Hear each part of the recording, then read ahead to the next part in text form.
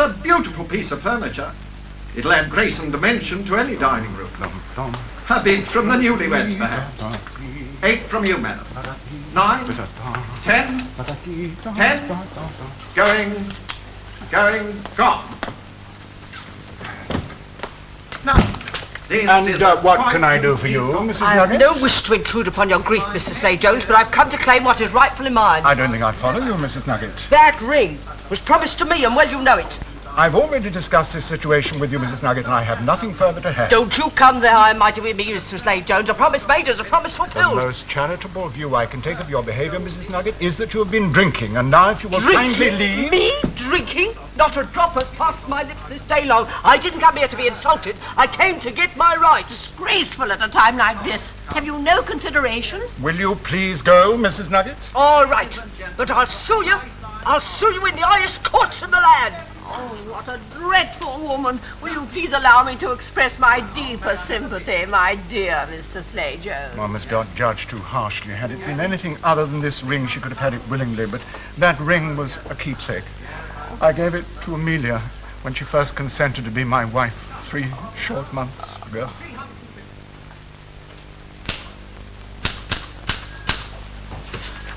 Finished, Harry? Yes, sir. This is the last. Good. Then we'll have lunch. Yeah, splendid. What is that? From Central Registry, attention Superintendent Lockhart. Oh, you're too kind. It's all part of the service. I'm convinced she does it deliberately, sir. I haven't had a meal on time since she's been here. She's never done anything on time since she's been here. What is it? Oh, it's a report from S Division, sir. On Saturday last, Mrs. Nugget made an allegation against her former employer, Mr. Slade-Jones. She alleged that Slade-Jones had murdered his wife in order to obtain possession of a ring which rightfully belonged to Mrs. Nugget. What the devil's that got to do with us? I've no idea, sir. The station sergeant thought he recognized the description. Lost property index, the photograph of the ring, sir. A Victorian mourning ring with fox's mask in silver mounted on jet with a surround of seed pearls, part of the Lith collection. Ah, this is why it's come to us, sir. You handled the case 10 years ago. Did I? Let's have a look. The 10th of January, 1950, Janice Paradine, personal maid to Lady Meredith, emptied my lady's jewel box, walked out of the house. Never been seen since. Yes, I do remember something about that. There was a man involved in it somewhere. Ah, yes, here we are.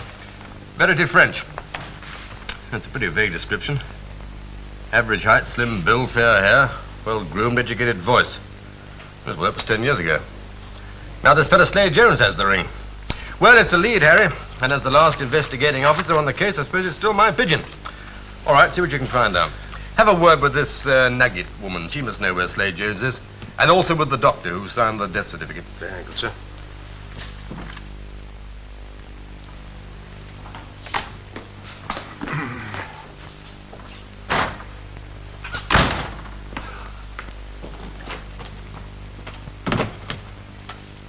Darling. Henry! Oh, darling! Darling!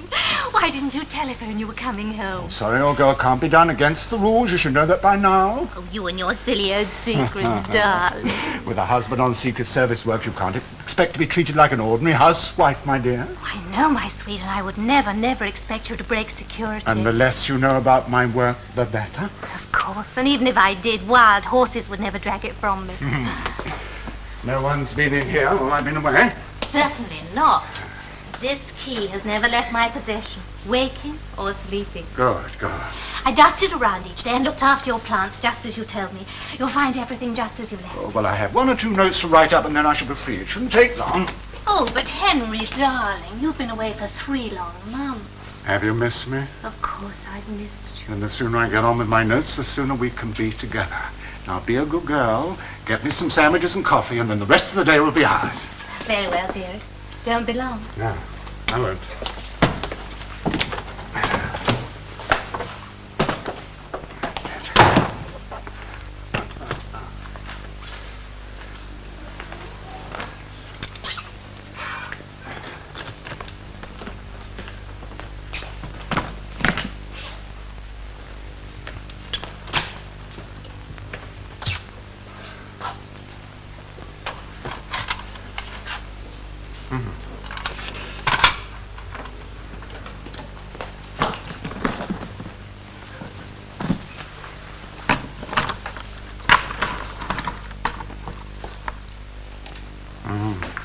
Genuine.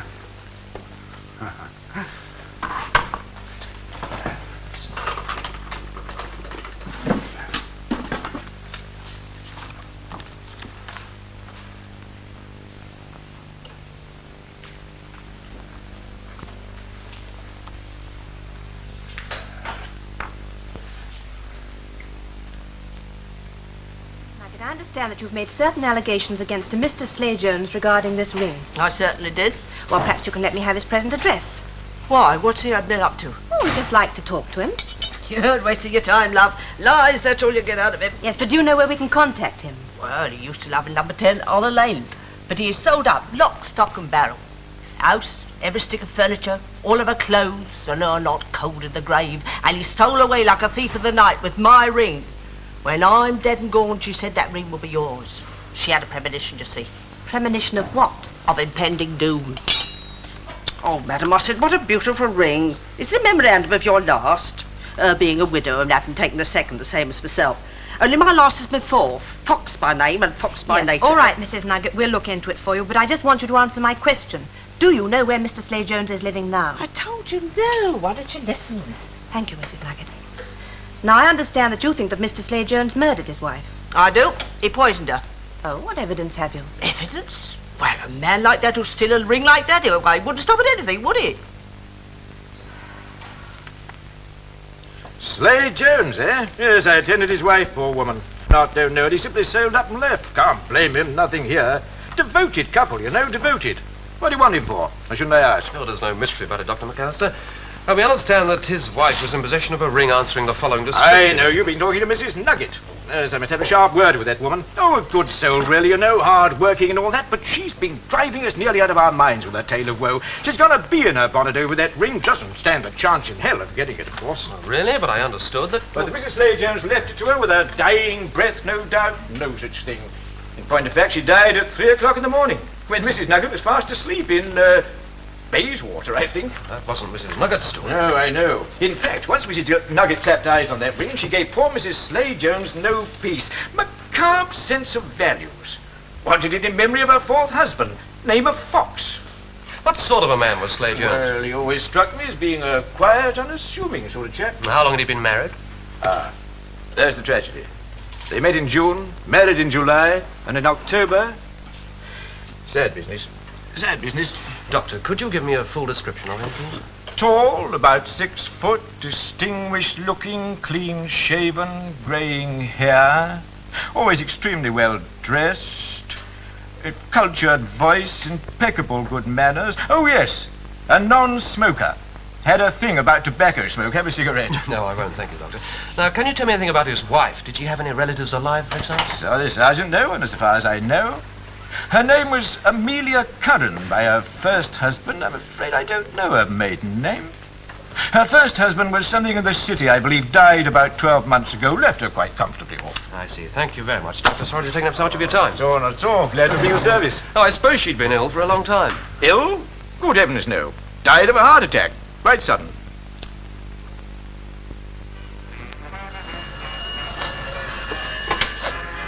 Hello? Henry, darling, bless you for the lovely present. It's simply gorgeous. Gold and rubies. You're very naughty. It must have cost you a fortune. Where are you? Oh, just the usual New Year's Eve party. Are you coming home? No, dear. I'm ringing from my office. I'd love to be with you, but you understand it's quite impossible. Yes, I've got work to do. Now, listen to me carefully. This is important. I want you to check a reference for me. Yes, dear, I understand. Hold on a moment while I go to your den and look it up.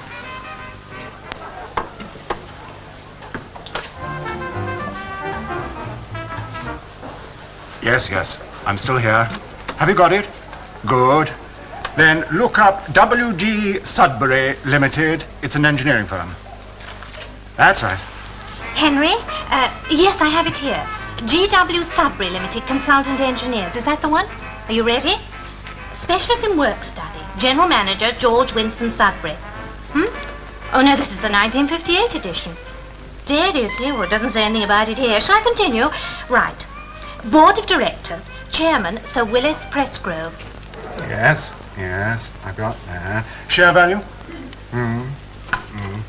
Well, thank you, Stella. I think that's all I shall want. Yes, well, have a good time. Enjoy your party. Bye-bye.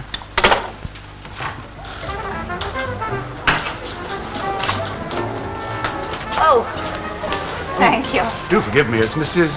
Sudbury, isn't it?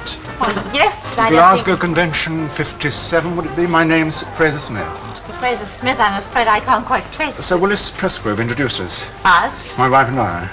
Oh, is your wife here this evening? No, Irene was killed in a car accident 12 months ago. I'm so sorry, I had no idea. One gets over it. Time is a great healer. Yes. Yes, indeed it is. Won't you sit down, Mr. Fraser Smith?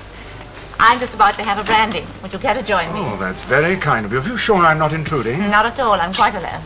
Too. Oh, Mr. Sudbury out of town? My husband passed away a year ago. Oh, do forgive me, Mrs. Sudbury. I'd no idea. You see, I've just returned from Canada. I'm afraid I'm rather out of touch. Well, surely you have friends in London? Yes, I've just been telephoning one or two of them, but I seem to have disposed of my friends when I disposed of my business interests. How true. I do understand, Mr. Fraser Smith. The years of marriage also take their toll of one's small circle of acquaintances. True. Darling, hurry up!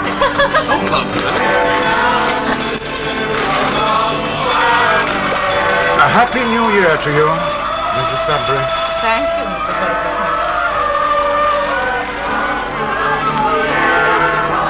I feel sure it will be.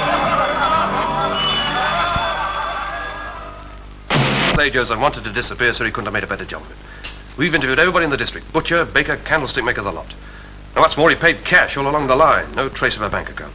Well, how about the undertaker? Well, nothing there, sir, except that he wanted the body embalmed before burial. Oh, really? So there's nothing unusual about that. He left a pretty blurred image, too, sir. Tall, distinguished, about 40, well-mannered, well-spoken, that's about all. How about you? Much the same as Sergeant Baxter, sir. Nobody was able to give a clear description. Except, of course, Mrs. Nugget. According to her, he had horns, cloven hooves, and a big blue beard. Well, at least that's something definite. Do you think there's any truth in Nugget's allegation, then, sir? I shouldn't think so for a minute. Did the doctor say anything to suggest the possibility of murder? No, sir. Exactly. Let's have the Melith file again, will you? Do you think there's any connection between Verity French and Slade Jones? Well, they had a hyphen in common. And a ring with a fox's head on it, sir? Yes, but the general description would fit any reasonably well-dressed man has had a bath and brushed his hair. No, I think Mrs. Nugget's story is pure speculation. There's no case here. Take this back to Central Registry, will you? Very good, sir.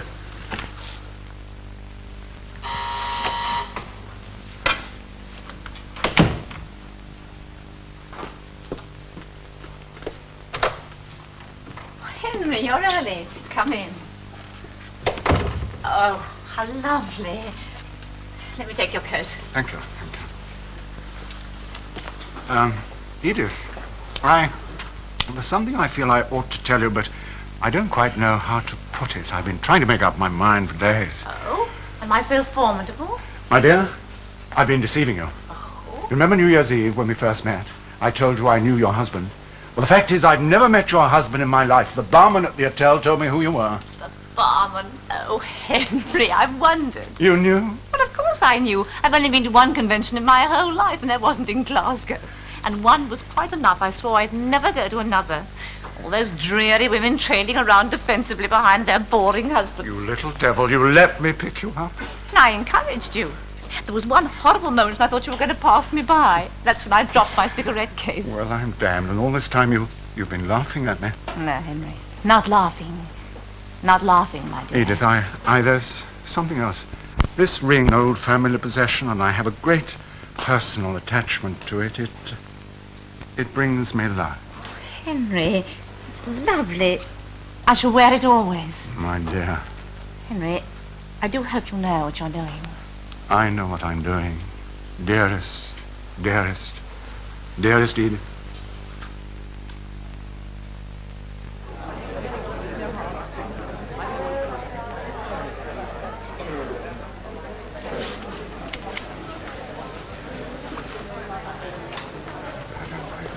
Oh, thank you. Thank you very much. For you.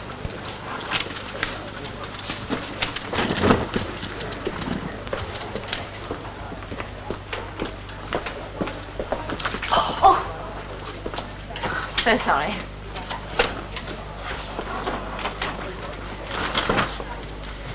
Madam, for God's a bill, I think. Look, I'm a police officer. I can't help that, madam. 1 pot of tea and 2 cakes.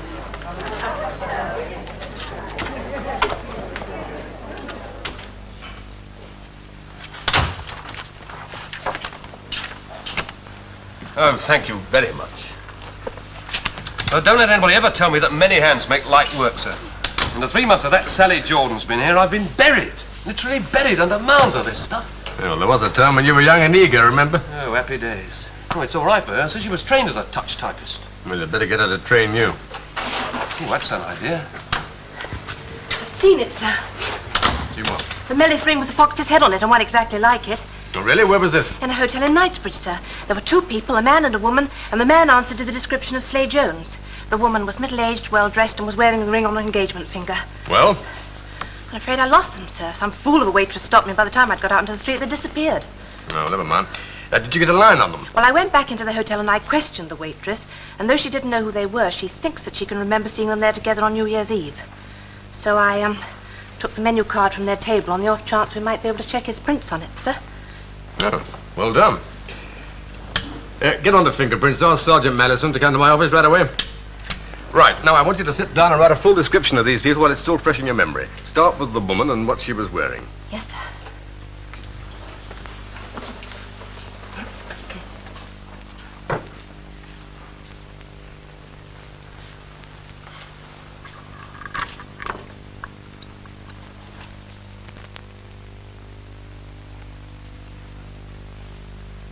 No, there's no cause for alarm, Mr. Fraser-Smith. No cause for alarm at all. But it was her heart, Doctor, her heart. I know that, but just a wee flutter, that's all. She looks simply awful, awful. I thought she was going to die. You're newly married, I understand. Yes, last week. Well, Mr. Fraser-Smith, your wife is no longer a young woman, you know. And even a young girl's heart would flutter at such a time. Now, if I were you, I'd have a good stiff whiskey and relax. You'd be surprised at the number of husbands I lose under such circumstances. Mm-hmm. Good night to you. Good night, Doctor. Good night. Thank you very much. I'll try to take your advice. I'm sure you will. Good night.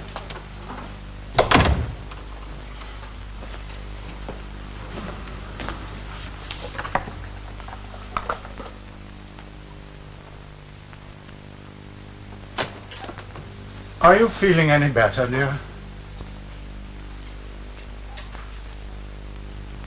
One set of prints on the menu card belonged to this man, sir. That photograph's 12 years old, but I'm sure it's the man I saw in the hotel. How sure? Well, I saw him full face, sir. I'm absolutely certain it's the same man. Henry Potter, single, age 30, occupation laboratory assistant. June 1949, last near £150 from his employers, first offence 3 months. Nothing known about him since. Well, even if the man in the hotel was Henry Potter, there's still nothing to connect him with Slade Jones. Well, there is the ring, sir. If Potter is Slade Jones, he could have given the ring to the woman. Well, she could even be Mrs. Potter. Was she wearing a wedding ring? Didn't notice her. Well, Potter seems to be the key. Harry, circulate his photograph and particulars in informations. I don't want him picked up yet, just located. So the photograph, full face. Then take him to everyone you've interviewed so far and see if anyone recognizes him. Yes, sir. Right.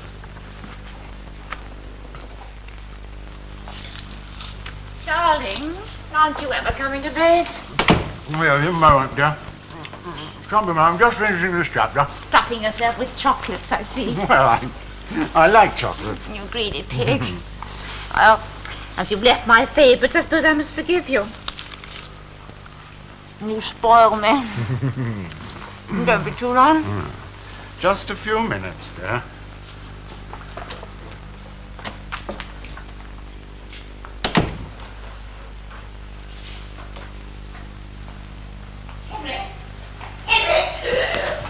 Yes, dear, what is it? I'm coming.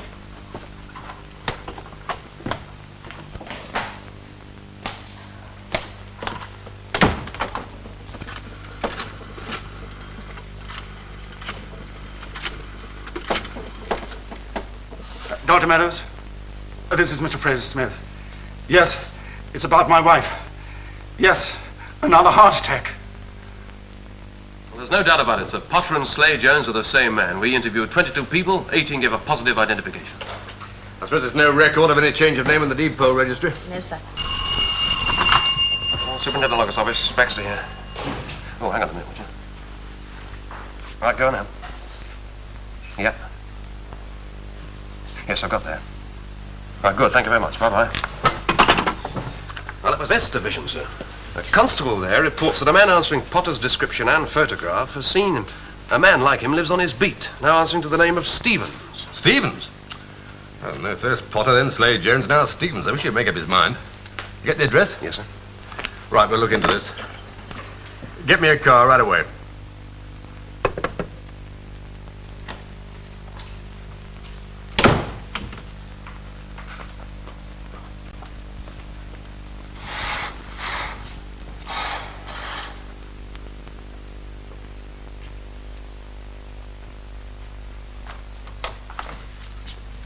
Henry. Oh, darling, I've missed you. Me too. The longest 24 hours I've ever known. Oh, bless you. Take your coat off and go and sit down. Yes. I'll bring you your slippers.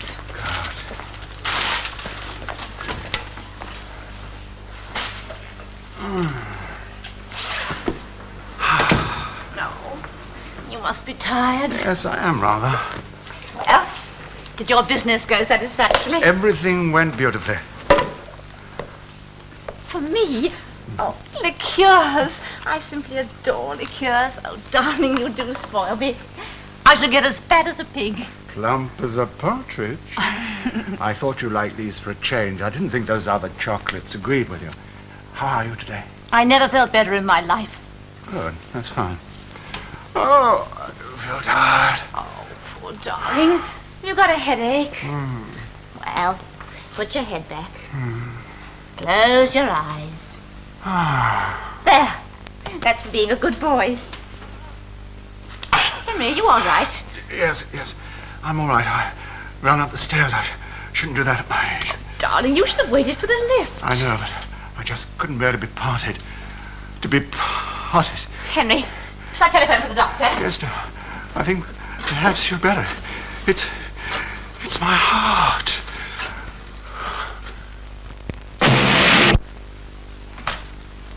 Is that you, missus?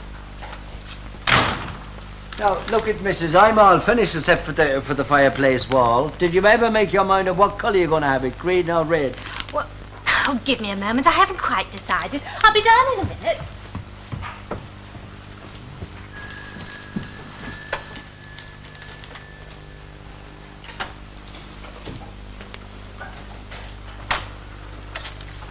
Oh, morning. People named Stephen live here? Stevens, that's the name. Yes, we'd like to see them. These are police officers. Police? I'll tell her. Thank you. Hi, missus, it's the police. What? The police, they're looking for you. The police? Really? Ask them to wait. I'll be right down.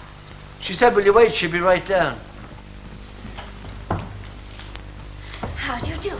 Mrs. Stevens? Yes? I'm Superintendent Lockhart. This is Sergeant Baxter. How do you do? I must apologize for the mess. You better come through into my husband's den. Oh, thank you. Thank you. Yeah.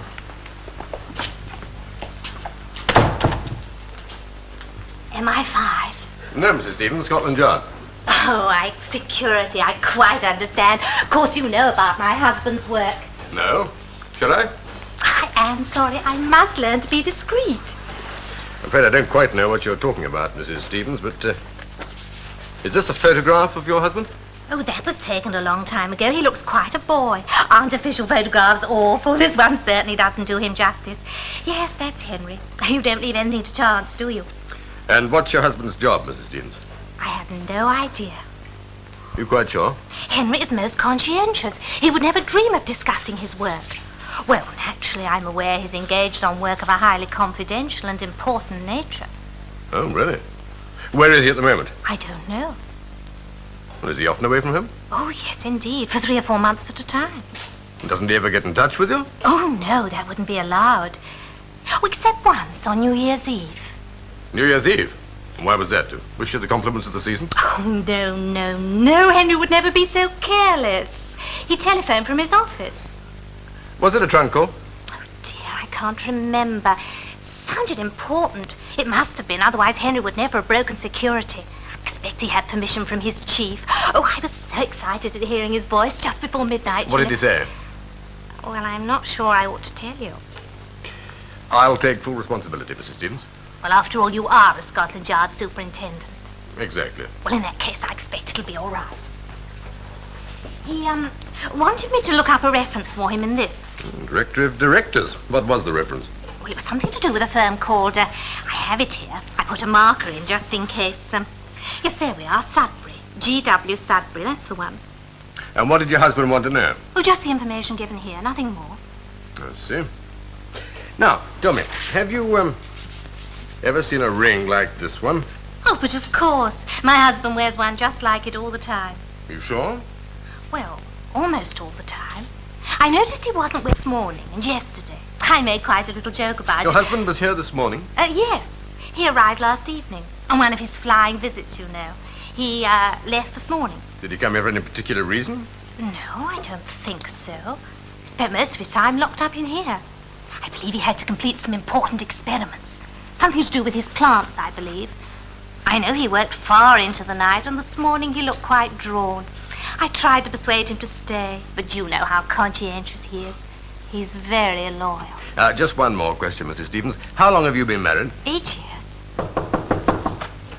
Excuse me, lady. This hanging around's costing you a lot of money, you know. Just give me the word, madam. Green, red, any colour you like. Give me the word and I'll get started. Will you excuse me, Superintendent? Perhaps you'll care for a cup of coffee? No, thank you very much. It's very kind of you. Oh, not a word. You carry on with your inspection.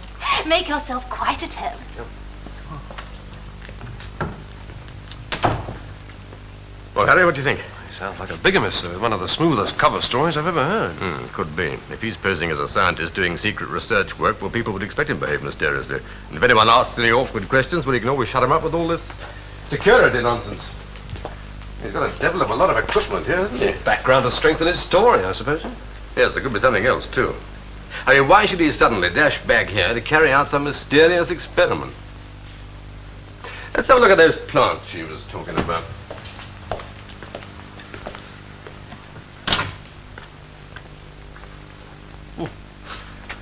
Warm enough in here, isn't it? Do you smell tobacco? Very faintly, yes. Didn't that doctor say that Slade Jones or Stevens or ever he calls himself as a non-smoker? Yes, sir. I wonder if Mrs. Stevens smokes. I suppose she must do. Yes. Oh, perhaps that's the answer. Tobacco plants. Bet he hasn't got a license. That beats me why no one should put in heating equipment to grow these things. What thing? Foxgloves. I spent most of last summer trying to get the damn things out of my garden. Oh, come on, Harry. Let's get out of here. Hey, you might have a look at those books, will you? See if there's anything interesting there.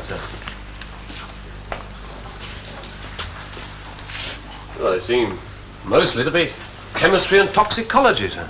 Well, that would tie up with Henry Potter. Try the desk, will you? Yes, sir.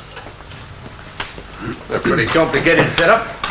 Looks like a still of some sort. One of these drawers is locked, sir. It's no ordinary lock either. It's a special fitting. Any chance of opening it? There's no need to, sir. The drawer above isn't locked. Yeah. Let's have a look. What's this? Oh, word. Big business. Anything else? Oh, there's something stuck in the back here, sir. No, it's not. It's clipped to the back of the drawer. There we are. That's a typical amateur hiding place. Harry, this could be what we're looking for. Now, what is it, sir? Unless I'm mistaken. It's a record of murder. Now, listen, Henry Potter's a qualified chemist. And he grows tobacco plants. Tobacco plants provide nicotine. I don't know much about the stuff, except that in its pure state it can be pretty deadly. Looks to me as if Mr. Potter's preparing the way for his next victim. I must apologize again for not coming last night, but I'm afraid the poor old chap was dying and I couldn't leave him. For all you know, I might have been dying too. Nonsense. You have the constitution of a horse. A little murmur, that's all. You shouldn't run up the stairs at your age. In future, you take them one at a time. I shan't forget. Well, I'll just write you something up. But a good night's sleep is the best remedy. Of course, it may all be for the best, you know. Now that you've been at the receiving end, as it were, you may realize that there's no real cause for alarm, eh? Thank you, Doctor. I shall try to remember. Well, this'll do this evening, Mrs. Fraser-Smith. There's no hurry. I've just given your husband a mild sedative. But what he needs is a good night's sleep. Excuse me. Hello? It's for you, Doctor. Oh, for me? Oh, thank you very much. Hello, Dr. Meadows here. Uh-huh. I see. All right, well, tell him I'll be around as soon as I can. Thank you very much. That's Mrs. Barber. She's having her first baby. But I don't suppose it'll arrive until tomorrow morning. You know, first babies are notoriously inconsiderate little monsters. They invariably arrive in the early hours. And chopped it before you go, Doctor? Oh, that's very kind of you. Thank you very... Now, what are they? Liqueurs? Oh, I'm afraid not. I'm driving. Well, good day to you, Mr. Fraser-Smith. I'll see you tomorrow. Good day, Mrs. Fraser-Smith. Now, don't you bother. I'll see myself out. Thank you, Doctor. Goodbye. Goodbye.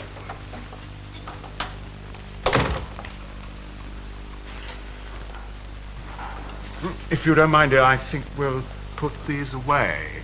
The sight of a chocolate makes me feel queasy. Oh, you poor darling. There. We'll make beasts of ourselves tomorrow. Yeah. Well, you come to see me, Superintendent. Well, I'd be grateful if you could tell me about Mrs. Slade Jones. It was heart attack, wasn't it? Yes. She's been suffering from a minor heart condition for the past couple of months. No signs of cardiac disease, mind you, just a rather nasty flutter. Onset of middle age, you know. But I've never known a man so distraught as Slade Jones. I tried to reassure him, prescribed a mild sedative for his wife. 48 hours later, he telephoned again. 2 o'clock in the morning. Another attack? Same as before. Nothing really serious. Unpleasant and rather frightening for the victim, of course, but no real cause for alarm. This time I prescribed a sedative for the husband. In my view, he needed it more than his wife. And then? Same thing. Again, 2, 3, 4 o'clock in the morning. Not a nightly occurrence, mark you. Spread over a couple of months. Did you ever consider calling in a second opinion? Well, I must admit I was a little puzzled. But in actual fact, there was no need for me to broach the subject. Slade Jones himself suggested it. Unfortunately, next time he telephoned, I was out on a confinement. By the time I arrived, it was too late. Oh, so you weren't actually there at the time of death? Not at the actual moment, no. When I got there, she'd been dead about an hour. Doctor, you say that you were puzzled. Well, there was one little thing. I thought about it later in the day. Didn't seem to have any bearing on the case, so I dismissed it from my mind. What was that? Well, I remembered noticing there was a strong smell of nicotine in the room. I see. Well, thank you very much. Goodbye. The GPO has no record of any trunk calls to the Stevens number on New Year's Eve, sir. Well, he probably telephoned for a London number. Well, Harry, listen to this. It all seems to be here. Very first entry. Married J.P. A.V.F. March the 3rd, 1960. J.P. Janice Paradine, Anthony Verity, French. Yeah. 7th of July, 1950. J.P. followed by a letter D. D. Deceased? Could be. That's Mrs. Nugget wasn't so far off the mark after all, sir. Now, here's the final entry. Married E.S. January 28th, 1961. Right, well, we've got to find E.S., whoever she is, before she dies, too. Beats me how he's got away with it, sir. He must be genuinely fond of his legal wife. At least he's never tried to dispose of her. Yes, I rather think he looks upon her as a sort of insurance policy. Hello, Superintendent. Hello. Well, here it is, most interesting. You'll find it all in there. Good. Well, perhaps you'd put me in the picture as briefly as possible. Of course, it's very ingenious, but the chap doesn't stand a chance of getting away with it. Well, he has so far. Apparently his victims have been certified dead from heart attack.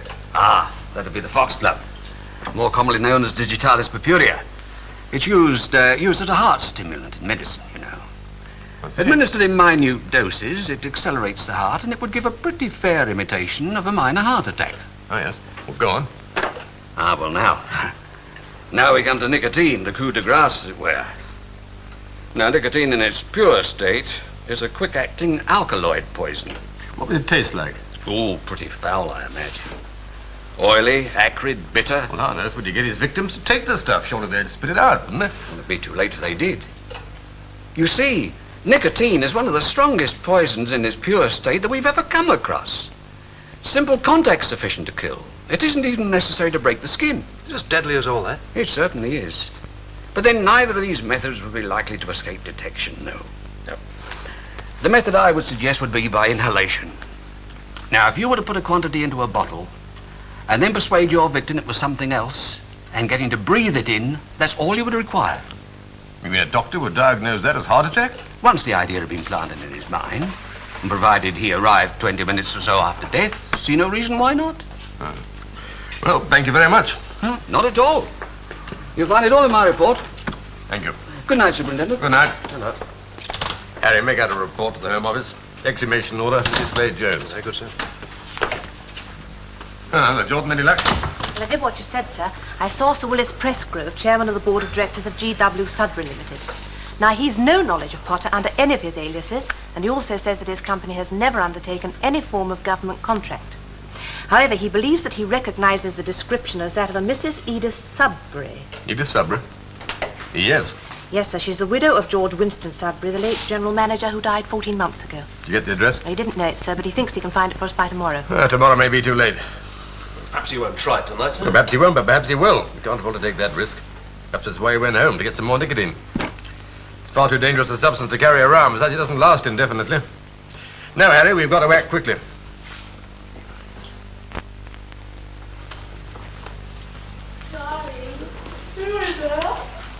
Oh, I must have dropped off to sleep. What time is it? 1:20. What are you doing in here? Well, I didn't want to disturb you, dear. I woke up and just couldn't go to sleep again. I drifted in here for a glass of water, sat in this chair, and I must have dozed off. Oh, come to bed. You'll catch cold. No, dear, I'm wide awake now. Now, you go off to bed. I'll just read a chapter of my book and follow in a few minutes. All right. But don't go to sleep again, or you'll only wake up with a stiff neck. Can I get you a glass of warm milk? No, I don't like warm milk. Cocoa? No cocoa. Now, off you go. Or you'll catch a chill. Very well. Don't be too long. No, dear. I won't.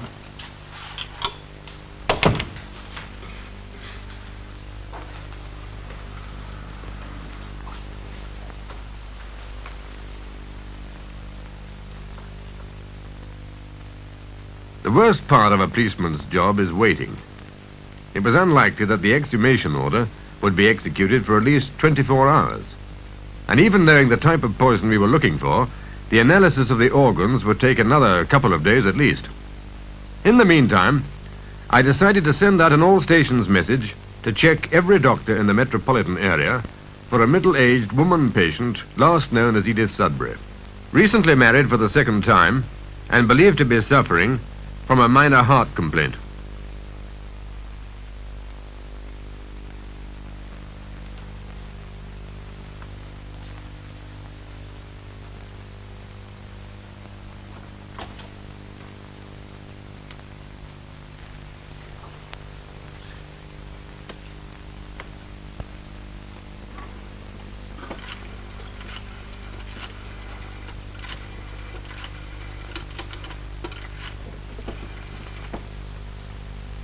Hello, Dr. Meadows.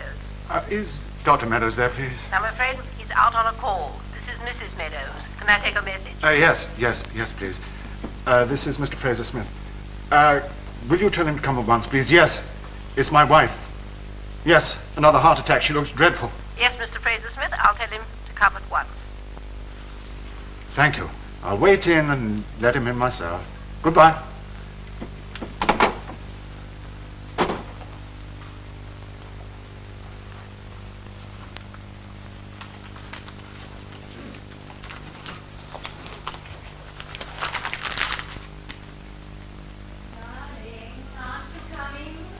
Yes, dear. In a moment. Go to sleep.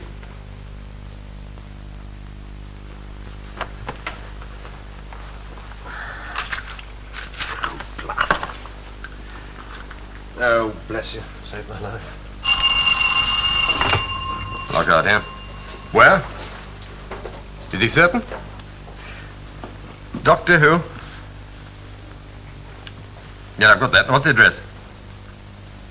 Right, well, get round there as quick as you can. Take the doctor with you. I'm leaving now. Get me a car. Dr. Meadows has identified the woman we know as E.S. Apparently she's recently married a man calling himself Fraser Smith. Come on, both of you.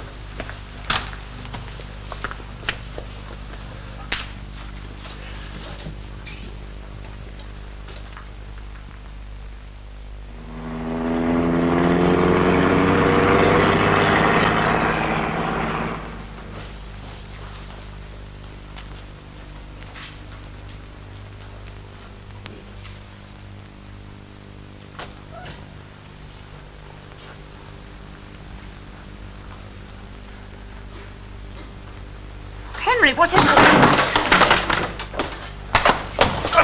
Why, there, take it.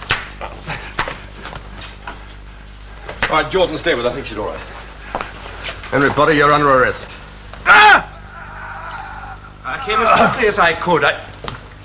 Mr. Fraser Smith.